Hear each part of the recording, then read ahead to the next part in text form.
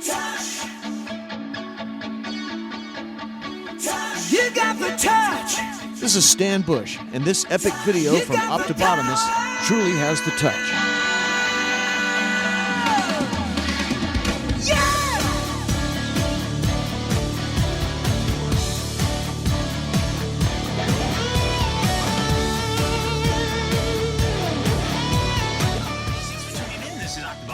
With another video review, and today we're going to be taking a look at the new Transformers Prime Masterpiece MP-15, Rumble, and Jaguar. Now, because this is Takara Tomy, this is Rumble. Hasbro would refer to him as Frenzy. And to be totally honest, when it comes down to this set, Jaguar, otherwise known as Ravage, is the one I'm really more or less interested in. Rumble here really wasn't all that used too much in the actual G1 cartoon, so he's kind of going to be one of those figures that's probably going to go into storage, much like the MP-16's Buzzsaw when that finally comes out. Now for the packaging, here you have it, very, very small. You got an image of Jaguar on the side, you got an image of Rumble on that side. You got a whole bunch of warning things, flip around here on the back. You see that the cassettes do store inside Soundwave. You got them in their cassette mode, you got them in their robot and actual Jaguar mode, and then all the different accessories. See the pile drivers, you got the guns, you got the cassette cases. Now, as I said, very small case. For size comparison, here this is. And here's the case for MP-12 Lambord. Now, we thought that this was really tiny. This is ridiculously small when you compare them. And that's one thing that I know a lot of people are really kind of on the fence about. At $60, this is a fairly expensive masterpiece to pick up, considering how small these figures actually are. And I know that's really putting a lot of people off actually getting these and wanting to wait to actually pick up the Hasbro release of Masterpiece Soundwave, which will come with Rumble, Frenzy, Ravage, Laserbeak, and Buzzsaw. All 5 of his cassettes are coming with that Hasbro release. And I know a lot of people are going to be passing on this to pick up that. Is it worth it? We'll find out. But until then, this is what we had to look forward to. So without further ado, let's get these guys open and see how cool they actually are. Alright guys, so here we have MP-15 open up and out of their packaging. And just like with all Masterpiece figures, you do get this kind of contest thing from Takara Tomy. I have no idea what it is for. I've never been able to use it, so whatever. And you also get the collector card. Now this is actually one of the first pieces about this whole set that I'm a little bit about. I'm kind of disappointed that they took Rumble and Jaguar and put them on one card instead of giving us 2 separate cards. Now I do understand that MP-15 does refer to both of these, but I think it would have been nice if they gave us 2 separate cards with it. Then you flip around here on the back, you got the tech specs for each of them, as well as their cassette mode, robot modes, and then probably a little bit of a read up on them. It's a minor nitpick. I just think it kind of cheaps out when it comes to this, and it's something I would have liked to have seen, I suppose. Now, as for the figures and such, first we're going to take a look at the cassette actual holders for them. And one thing that I think I neglected to show on my review of Soundwave is what's really kind of cool is where's it at? Right up on the bottom section here, you can kind of sort of make it out right there. It actually says Transformers across there, which is really very cool. I like that. The other thing that's really neat about it is I saw somewhere mentioned that it really, because it's the same color as Energon cubes, it really kind of looks like smushed down Energon cubes, which is something that we saw in the original animated series. They would create Energon cubes and then they would kind of smush them down, and that's kind of what this reminds me of. That's really very cool, and I absolutely love that. I don't know if that was included in their design process, but it's something that I do appreciate. One thing that I will say though is about these cassettes, I'm not all that thrilled with them. They really kind of let me down in terms of the general look, I suppose. One thing that sucks is with Rumble here, he kind of has a hard time actually fitting in here. You can get it in there, but it feels like it's like too tight. Like this stuff is not pushed in too much, and it doesn't really seem to sit in there. It's, at least with mine, you're kind of pushing it to get it to sit in here. With Jaguar here, it's very simple. Well, it goes like here, and then it closes very easily, and then it's a fairly loose kind of fit, as you can see, and then it falls out. That's not the case with Rumble here, and I think that's just the design. I mean, you can see it doesn't flop out.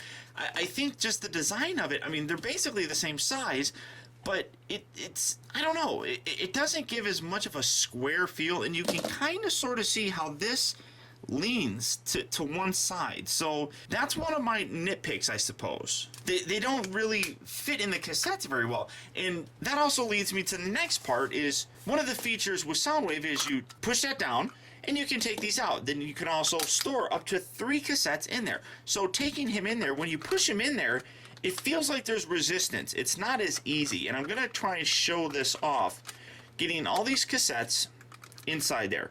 So you got all 3 cassettes, which is a wonderful, wonderful touch. I love the fact that it doesn't expand the torso. It's just a wonderful design aesthetic. And then you push this, and then, I mean, again, he's kind of a floppy mess. And then you can take it out, push this back, and then you push this button here on the back, brings it forward, and now that doesn't even, see, it doesn't work all that well. And now it doesn't even open. So, I mean, it just doesn't seem to work all that well. Now I'm going to take it out, and then we're going to push this forward again, and that's all the way extended. So it just doesn't come out here very good. And then you can see that it's really up in there tight. So it doesn't plop out very well. So while the idea is wonderful, the implementation with these other cassettes just, it doesn't seem to work well, at least with Rumble. Ravage seems to work fine. So getting him out of there, we're going to go back 2 notches. I'm going to put Ravage inside there like so, and then we're going to put Laserbeak in there like so. These cassettes seem to work perfectly fine. It's just Rumble. Boom, that works. And then, well, that flopped down. And then you push the button, push it forward, and boom. Again, well, see, it just doesn't, I mean, that's a little bit better. It doesn't seem to have as many kind of rough edges, I guess. And the sizes are basically the same. It's just things don't seem as compressed in the cassette mode, and that really sucks. So it's definitely something that bothers me and doesn't work all as greatly as it really should. But since we got Laserbeak out here, Laserbeak is the best one still. Everything is nice, compressed, form-fitted, works perfectly nice. They are the same size, as you can see. Size doesn't really change all that much, although it just seems like there's some extra edges here that it catches on. Ravage, here's my G1 version of Ravage. They're the same size, and here's actually the classic version. And again, same basic size as what we're getting with these new Masterpiece ones. Starting things off first with Ravage, we're going to set Rumble here in the back. It looks good from this side, and here's the G1 for comparison. This one looks more like a cassette than this one really does, if you ask me. I mean, it still looks like it, but you got like the little extra details on here. Then you flip it around, and while this one still doesn't look all that good, this is just downright ugly, and you can see that it's actually kind of hollow in here. To me, this is a badly designed cassette. I really do wish that they designed it where they didn't have his side missiles actually incorporated in the figure. If they did like what they did with Rumble, where they made the weapons separate pieces that plugged in, I think you could have made this a much better figure. Now, in terms of the size, as I showed you, it is basically the same thing as the G1 version, and then the classic version is, again, roughly the same size. So that's what you have with that. There is no die cast in this, which is a very unfortunate sort of thing. There's also no die cast in Rumble. Now, the one thing about the original G1 toys is his legs were all die cast. And that's one thing that Masterpiece figures really kind of do. They put some die cast in the toys. Now, it hasn't happened all the time, but like with Soundwave, the Masterpiece version had die cast in his feet, much like his original G1 toy. Same thing with a lot of the other figures that we got. These new cassettes do not have that at all, and that's really very unfortunate. And you can see that it isn't perfectly straight. And that's one thing that does kind of suck. I mean, you have to really kind of squeeze things to get them in their proper positioning. Laserbeak, you did not have that problem with. This thing is perfectly square. There are no problems with it. This guy, and especially this one, it just doesn't seem to mesh too terribly well. Now, to transform him, you want to come around here to the bottom section, fold this bit out just like so, and then you got to actually pull out his nose. And to do that, I'm going to use my little screwdriver here. You just pull out his nose like so, folds it over, then you bring the two halves together, and there you have Jaguar or Rumble, or I'm sorry, Ravage's face done. Then you come around here to this back section, lift this, it's going to be his tail. But again, lack of fingernails makes things difficult for Transformers. So there we go.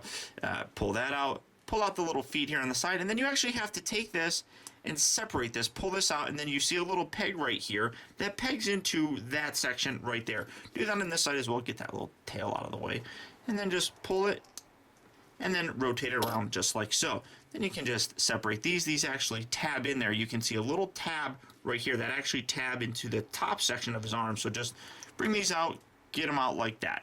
Then bring these back, just like so. And there you have his tail folded out. Bring these out, these legs out like so. Fold them out. Then bring the legs down. Fold them forward. Fold them. And then you can angle the feet however really you want. I prefer to try to get them as cat-like as possible, which is going to be something along those lines. Then bring this out. Rotate these around. Bring these down. Rotate that around. Bring the foot down, and then you actually take this, bend that, and then you fold it down. And here you have Ravage, or Jaguar, whatever you really want to call him, in his Jaguar mode. Now, it's not a bad representation of the character. I do really kind of like the way it looks. I love the fact that he's got the gray here, you got the gray here, you got a rounded bit of gray right there, very reminiscent of how the actual cartoon model looked. Very decent looking.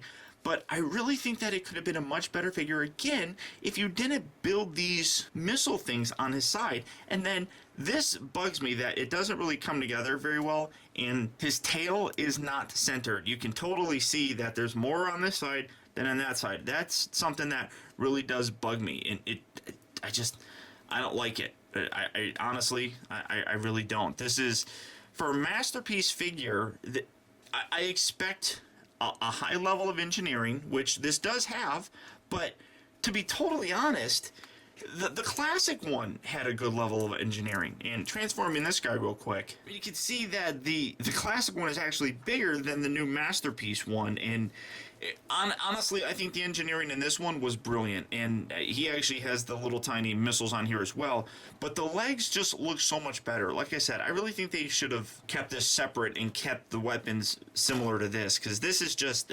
unimpressive in my opinion. And then for another comparison, here's the old G1 version, and obviously the G1 version is going to be bigger than all of them, and a whole lot more flat, but this one is really still, in my opinion, the best one. And then you have a nice size missile and rocket things here on the side, and these are just kind of piddly. I'm just really not, well, this one's so very hard to stand. I'm just really not all that impressed with this one. Now, in terms of its articulation, the head can move up and down. The arms here are on, or the front arms are on ball joints, so move forward, back, in and out. They rotate, they move back and forth at the elbow, and then the feet have a little bit of pivot. Then the back legs move forward and back, and then there's two hinges here at the knee, and then his feet also pivot. So you do get some good poses with them. Very, very posable, a lot more posable than any of the other versions of Ravage. I just think that they could have done a much, much better job. And again, this set is $60. That's really going to put a lot of people off, especially when the Hasbro version is coming out still. Now, coming on to Rumble, like I said, he was probably my least looked forward to, and actually he was sitting upside down. He's the figure that I was looking forward to probably the least in this set, mostly because to me this was always Frenzy. And Frenzy never really got a lot of playtime in the actual cartoon, so that for me just made me not necessarily like this guy all that much. Now, in terms of his accessories, one really kind of cool thing, and I didn't mention this in my review of Soundwave because it really wasn't shown, that he actually has a storage place. If you come around here to the feet, you lift this up, this section right here actually lifts up, and you can kind of see that there's a little groove slot in there. All you have to do is take this, slide the gun in there, and fit the wing bit. You're taking this little wing bit and you're fitting it in the groove slot there, and then it's a little fiddly to actually do. And honestly, when you do it, if I'm not mistaken, you have to have the longer, skinnier peg there. So just slide that in and get it in there like so. And once you get it in there, yeah, it flops all over the place once it's in there. It's kind of a derpy kind of thing. I love the fact that it actually has a storage spot for this, and yeah, maybe that, there we go, something like that. It's a pain in the butt to get it in there, basically, and you can see that it's not the easiest to do, and it's kind of a pain in the butt to get out. I love the fact that they included something like that, but in all reality, it's kind of a pointless sort of thing. I mean, I love the fact that you can actually do that and have it store there, but it's really kind of annoying. So he does come with his guns. We'll talk about those a little bit later on. He also does come with his pile drivers. Now, if you have this piece, his I forgot what they actually called it, but some kind of weapon, and you plug it in here, like so, you can actually come around here to this section and you can plug it in there, and well, it probably looks a little bit better if it's this way, and that's supposed to be like a power source thing. I guess maybe it looks a little bit better like that. Whatever, that's really kind of derpy. I love the fact that this is on here, but for me, honestly, again, it's really kind of useless to have that. It's a nice touch, but it just doesn't work all that well for me. And then I actually do have kind of a big problem with these. Now, zooming in so you can kind of see, you see that there's two little groove sections right there and then one larger one. What you're actually supposed to do, make sure that I have the right one, is take this, and you see how you got the little tabs right there. This just fits, and actually, maybe it's supposed to be like this. This slides down just like so, and you can close that and you can actually store it. That's wonderful. There's one problem though. I happen to have gotten two right side ones. I believe they're right side. As you can see, the groove slots are exactly the same. You can see how the little red bit goes in between the two silver bits on the actual wings. There's no way to do that on here, because you're lining it up and you got the wing here. So I basically got two like right side or left sides of these in, and I can't put this in. I tried going like this, but as you can see, this little notch is too fat to go down there. I tried reversing it, just like so, and now the peg is, again, still too big and it's too long.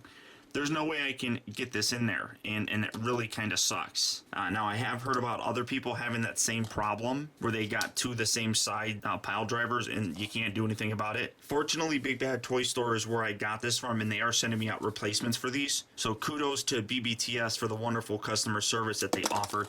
But the pile drivers still basically function. We'll get to those here in a bit.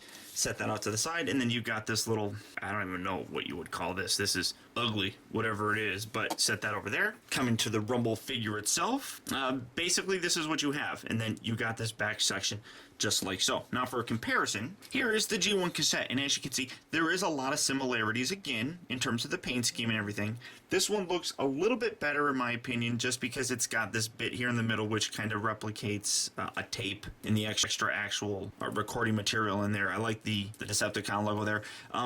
Very much the same in terms of the size, and you can really see that. Although, they're about the same size. So really very cool. Again, die cast in this, and there's no die cast in this one. Now to transform them, you just go ahead and lift these up. What you actually want to do is these little bits right here, which will become his feet, actually kind of slot inside here. So just kind of lift that out like that, bringing these down.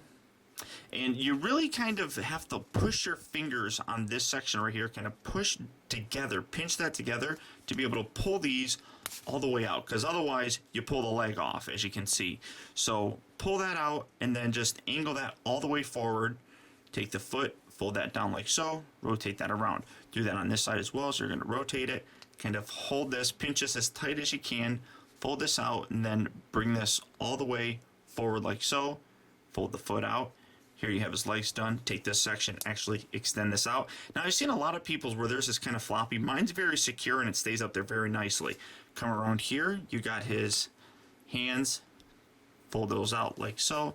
Do that on this side as well. Just like so. Fold these down on both sides. Come around here to the back section, and this is kind of a tough thing for me because I don't have fingernails to reach in there, grab his head, bring it up, rotate it around. In here you have Rumble in his actual robot mode. Now, I'm more impressed with this than I really thought I was going to be. I love the way that this guy looks. I definitely think that this is the best figure in this entire set. Ravage isn't bad, but this is without a doubt the best looking figure. And for comparison, here you see him next to the G1 version, and as you can see, there's a lot of similarities in terms of the paint scheme and everything of that nature. I love the fact that they continued with the gold chrome on this guy, and obviously this is a little bit bigger of a figure, whereas Ravage was a much smaller figure, so this is definitely winning in my opinion. I am still really disappointed that there's not die cast. I don't see why they couldn't have put that in the feet, but very nice figure. In terms of his articulation, his head will rotate. That's something the G1 figure's head didn't do. You can kind of get it looking up like that, and for some of the pile driver poses, it's kind of good to get that. He is very thin. He's a cassette, so he's going to be thin. The arms here, they swivel up at this joint. They also are on ball joints down here at the shoulder. They bend at the elbow, nothing at the wrist, nothing at the waist. The hips here are actually on ball joints, so you can get them moving in and out. But to move them forward and back, it's actually on a swivel because the ball joint does not go back that far. So you can get it going far that way, and you actually get it going back further that way. So people that like having that pose, I guess. And then there's a joint here at the knee, and then the feet are on ball joints. And obviously because the hips are on ball joints, you can get those to rotate around. So a lot of articulation in this guy. He is, like I said, the piece that really makes this set. Now, he does come with his guns, and like I said, he's got two different pegs on here. One's a thicker one, flip that down, and you got a thinner one. The thicker one is to bring around here to the back and tab into the back so you can have him actually having that look. If you have the thinner peg, that's what he actually holds it with. The whole circumference is different on the hands and the back, so you can get that really cool pose with them.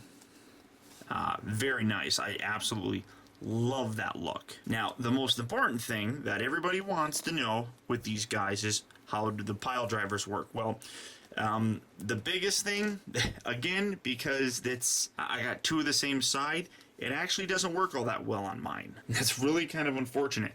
What you need to do is tuck the hand in, just like so, and actually rotate them around like this. This is how the instructions show it. I don't particularly like it.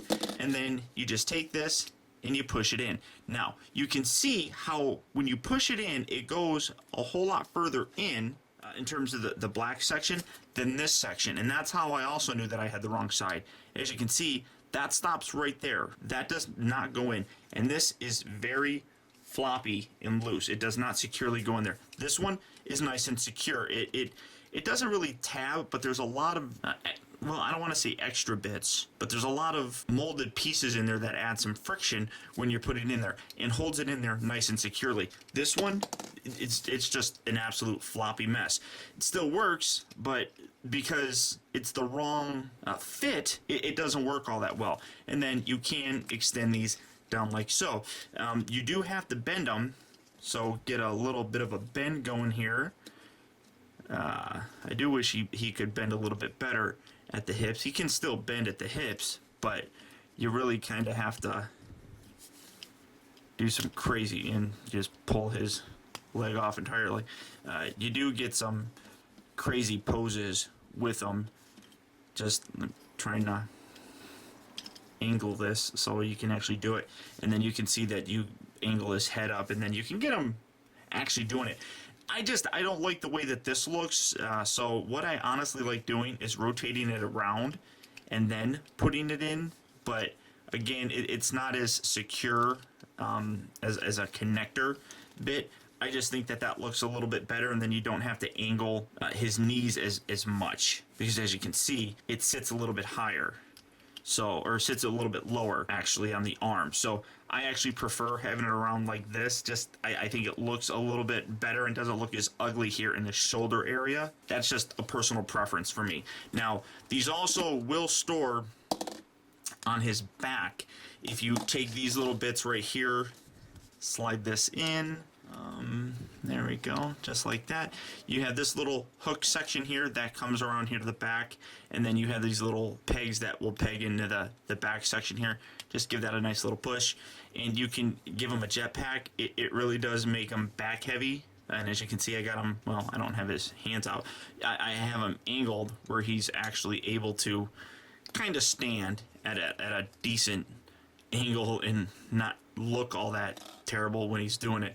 But you can do that if you really wanted. And then for one final thing, this actually can come around here and clip on there if you wanted to give him an arm cannon, which that just looks ridiculous as well. But as you can see, here we have Laserbeak, Rumble, and Jaguar. And here's how they kind of look all together. The bottom line is these are still masterpiece Transformers. But that being said, the price that these two figures command do not say masterpiece to me really at all. While I'm generally impressed with them, the price on these really sets me off. As I mentioned previously, these two figures will cost you $60. Now, the problem that I have paying $60 for these, despite the fact that they are masterpiece figures, is that figures like Red Alert and Sideswipe were only like $85. So $25 more, we got ridiculously bigger figures than these are. My honest opinion is these figures are really no more worth, say, $15 to $20. As opposed to $30 a piece. I'd be happy paying between $30 and $40. $40 might be the max.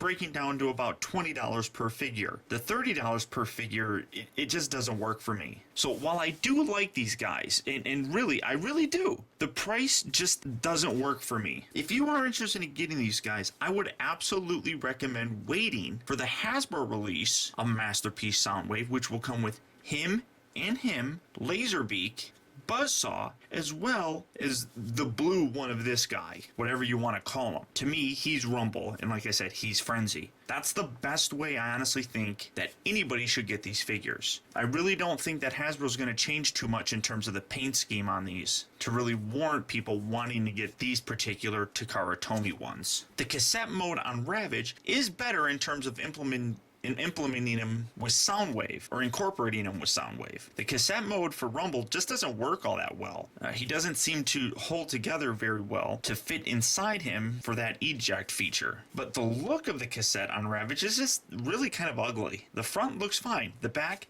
hideous. Even the old G1 figure did a better job of hiding how he looked in cassette mode. For that matter, I think the classic one that we got a few years ago did a better job as well. The robot mode here does look good, but again, I think it could be much better. If you didn't build these side things into them, I think you could have paid more attention to the actual figure and had those clip on, much like you have the guns clip on to Rumble. So Ravage is a big disappointment for me. Rumble, the cassette mode, I'm happy with. It's on par with the G1 version. The transformation is simple, has a very kind of G1 feel as well, with like the legs folding up and then the arms kind of coming across over the head. That works for me. And then the robot mode looks fantastic. My only real nitpick would be the pile drivers don't work too well, but that's just on mine. This guy's definitely worth picking up. But again, not when you have to get both of these at $60. He's definitely the star of this set, but not at that price. Now, if you guys do need to have these and you definitely want them, go ahead and click on the link down in the video description. You'll go to Big Bad Toy Store and you'll be able to pick this one up. But my honest recommendation would be to wait for the Toys R Us exclusive Masterpiece Soundwave to get all your cassettes. But beyond that, that's about it, guys. So once again, thank you for tuning in. This has been Optibotimus. Keep in touch with me. Find out recent purchases as well as all upcoming video reviews all at facebook.com/teambotimus and follow me over on Twitter at twitter.com/optibotimus. And until next time, I'll talk to you later. When the going gets rough.